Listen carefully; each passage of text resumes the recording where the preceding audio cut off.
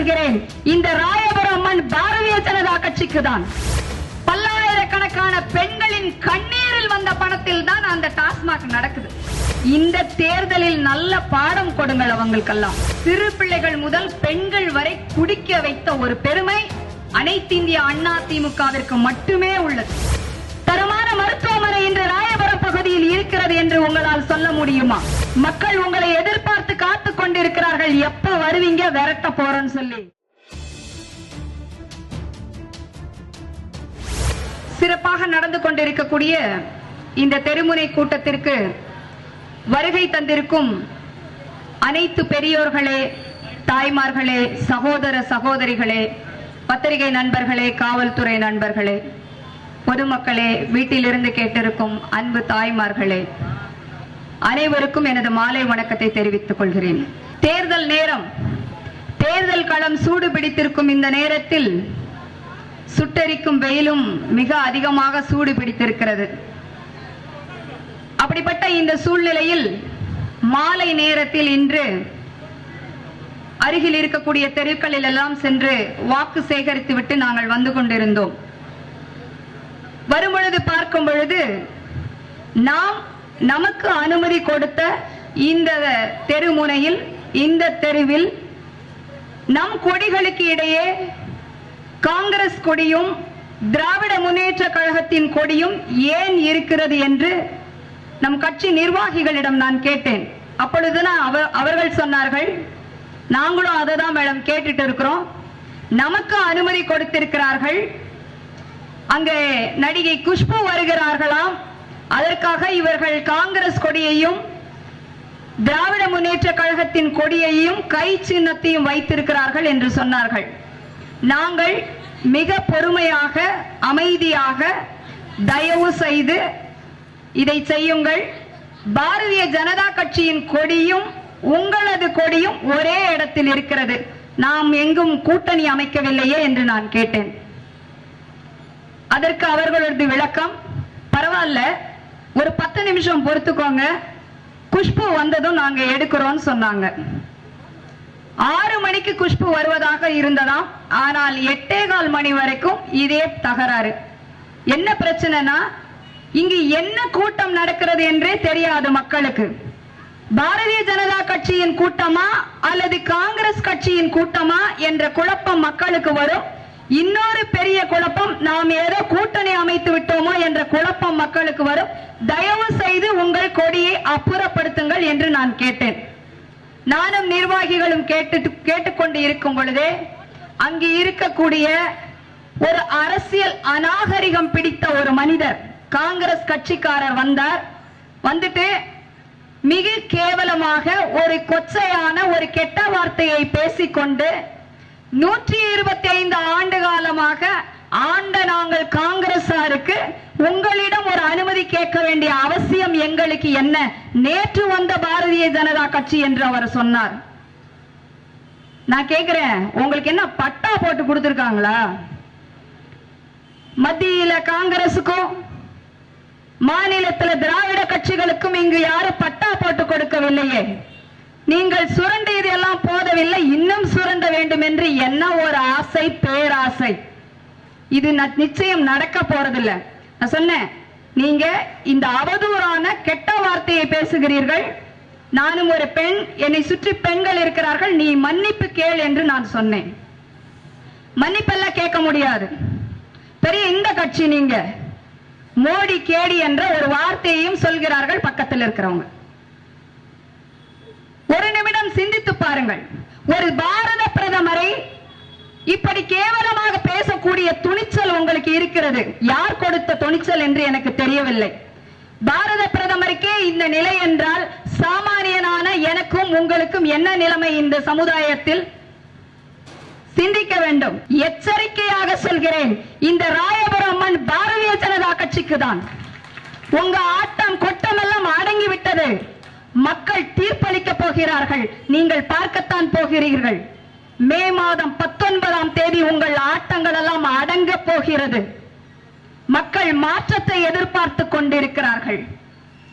ஊழலிலும் லஞ்சமும் பெருக்கெடுத்து போன இந்த அரசுகள் நடத்துகிற கட்சிகள் கொள்ளையடித்த பணங்களில் உங்கள் கொடி என்ன, உங்கள் லைட் என்ன, உங்க பந்தா படாடபம் எல்லாம் நல்லா தெரியுது. எங்கள் மக்கள் பணத்தை சுரண்டி நீங்கள் போட்டுக் கொண்டிருக்கிறீர்கள். அதிமுகவும் திமுகவும் காங்கிரஸோ மற்ற கட்சிகள் பண்ணும்போது நீங்க கேள்வியே கேட்கறது இல்ல. பாரதிய ஜனதா கட்சி ஒரு தெருவுக்கு போனா 100 கேள்வி கேட்கறீங்க. கடந்த 5 நாட்களாக நானும் பார்த்து கொண்டிருக்கிறேன். ஒரு பர்மிஷன் வாங்கணும்னா எங்களை எத்தனை முறை அலைய விடுகிறீர்கள்.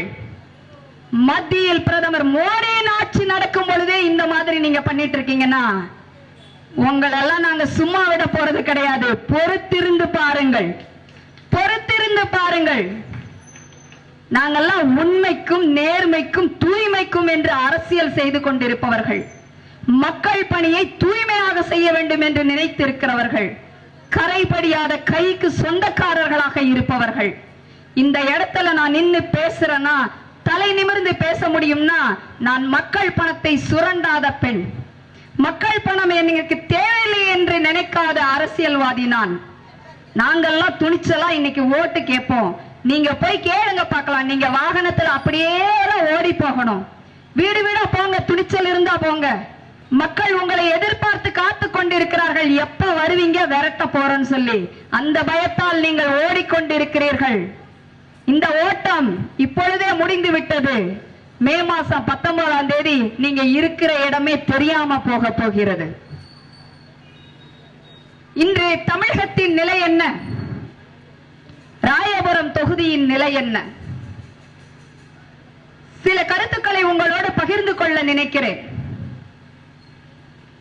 தமிழகம் இந்திய வரலாறில் நிறைய விஷயத்தில் சாதனை படைத்துக் கொண்டிருக்கிறது. சாதனையில் முதலிடம். என்ன சாதனைன்னு நான் சொல்றேன். ஊழலில் சாதனை. இந்திய பொருளாதார நிறுவனம் நடத்திய ஆய்வில் தெரிய வந்த விஷயம் இது. அனைத்து மாநிலங்களிலும் தமிழகம் முதலிடத்தில் வந்திருப்பது ஊழலில். ஊழலில் மட்டும்தான் நாம் சாதித்து இருக்கிறோம். இந்த ஊழலை எப்பொழுது அகற்றப் போகிறோம்? ஊழல் செய்து சொத்துக்களை அதிகமாக சேர்த்து வைத்த வழக்கில் முதலமைச்சரை சிறைக்கு அனுப்பி வைத்திருக்கிறோம். இது ஒரு சாதனை. ஒரு முதலமைச்சர் ஒரு நாட்டிற்கு அவர்தான் முன்மாதிரியாக இருக்க வேண்டும். முதலமைச்சரின் நடவடிக்கைகள், அமைச்சர்கள் அவர்களே தவறு செய்து கொண்டிருந்தால் நாட்டு மக்கள் என்ன நினைப்பார்கள்? மக்களால் தேர்ந்தெடுக்கப்பட்ட சட்டமன்ற உறுப்பினர் மீது நடவடிக்கை எடுக்கப்படுகிறது, அமைச்சர் மீது நடவடிக்கை எடுக்கப்படுகிறது. ஆனால் என்ன காரணத்திற்காக நடவடிக்கை எடுத்தீர்கள், என்ன தவறை அந்த அமைச்சர் செய்தார் என்று நீங்கள் சொல்வதில்லை. இதற்கெல்லாம் பதில் சொல்ல வேண்டிய நேரம் நெருங்கிவிட்டது. அன்பு சகோதர சகோதரிகளே, இது மக்களாட்சி, மக்களின் மாண்பை வெளிப்படுத்தும் நேரம். நம் ஓட்டுரிமை புனிதமானது. இன்று ஏதேதோ புனிதம் என்று சொல்வார்கள், கற்பை புனிதம் என்று சொல்வார்கள். என்னை பொறுத்தவரையில் வாக்குரிமை கூட புனிதம் என்றே நினைக்கிறேன். வாக்கை பணம் கொடுத்து விற்றுவிடாதீர்கள், பணம் வாங்கி விற்றுவிடாதீர்கள். நாங்கள் யாருக்கும் பணம் கொடுக்க மாட்டோம், நாங்கள் வாக்கும் தவற மாட்டோம். வாக்கிற்கு பணம் கொடுத்து வாங்கினால் அதற்கு பெயரே வேறு. உங்களிடம் கொள்ளையடித்த பணம், கோடிக்கணக்கான பணங்களை சுரண்டி கொள்ளையடித்து டெய்லி பேப்பர்ல பார்க்கிறோம், செய்தித்தாள்களில் வந்து கொண்டிருக்கிறது. இத்தனை கோடி அங்கு பிடித்தார்கள், இத்தனை கோடி இங்கு எடுத்தார்கள். இதெல்லாம் யாருடைய பணம்?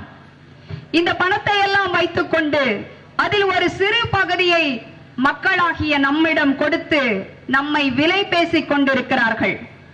அந்த விலை பேசும் சூழ்நிலையை யாரும் உருவாக்க வேண்டாம். தயவு செய்து அன்பு பெரியோர்களே, தாய்மார்களே, உங்கள் பொற்பாதங்கள் தொட்டு கேட்டுக்கொண்டு கொள்கிறேன். உங்கள் வாக்குரிமையை தவறவிட்டு விடாதீர்கள். அனைவரும் ஓட்டு போடுங்கள். உண்மையான சட்டமன்ற உறுப்பினர் யார் என்று தேர்ந்தெடுங்கள். எப்படிப்பட்ட நிலையில் இருக்கிறது இன்று ராயபுரம்?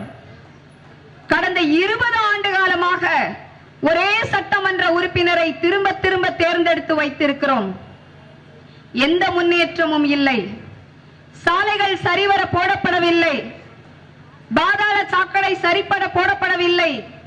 இன்று குடிசைகள் தோறும் நான் போய்க் கொண்டிருக்கிறேன். குடிசைகளில் பார்த்தோம் என்றால் வீட்டுக்குள்ளவே சாக்கடை போயிட்டு இருக்கு.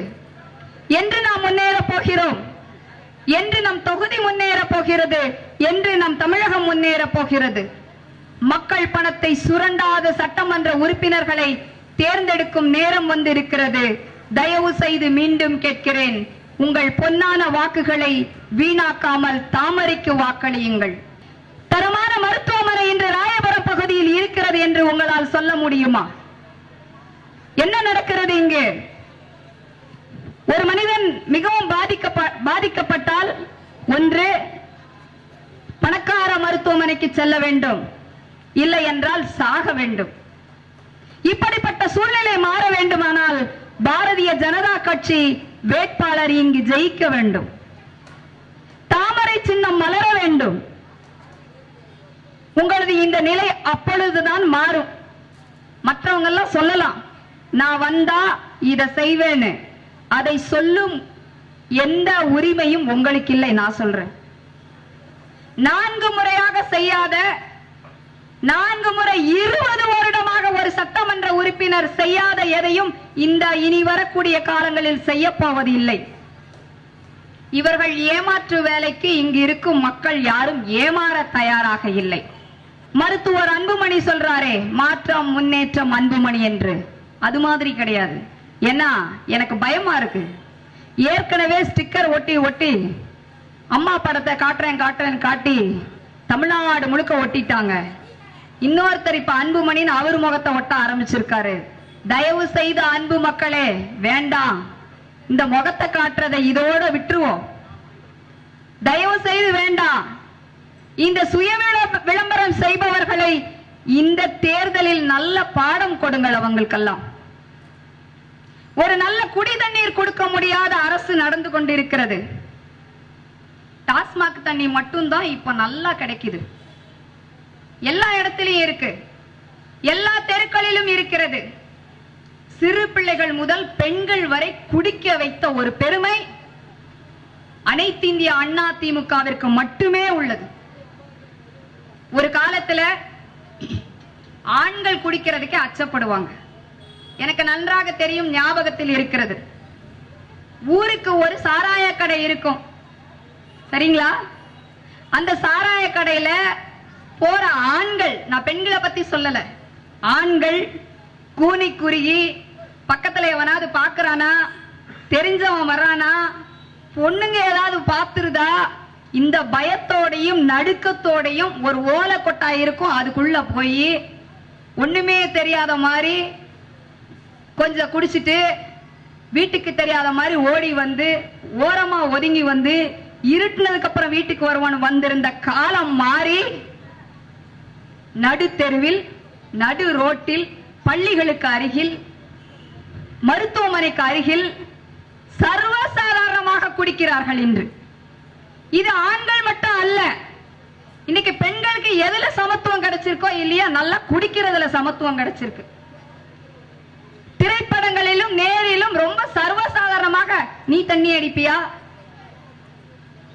நான் இவ்வளவுதான் அடிப்பேன், நீ இந்த சரக்கு போடுறியா, இப்படிப்பட்ட ஒரு அவல நிலைக்கு கொண்டு வந்த நிலைமை நம் மாண்புமிகு முதலமைச்சரையே போய் சேரும்.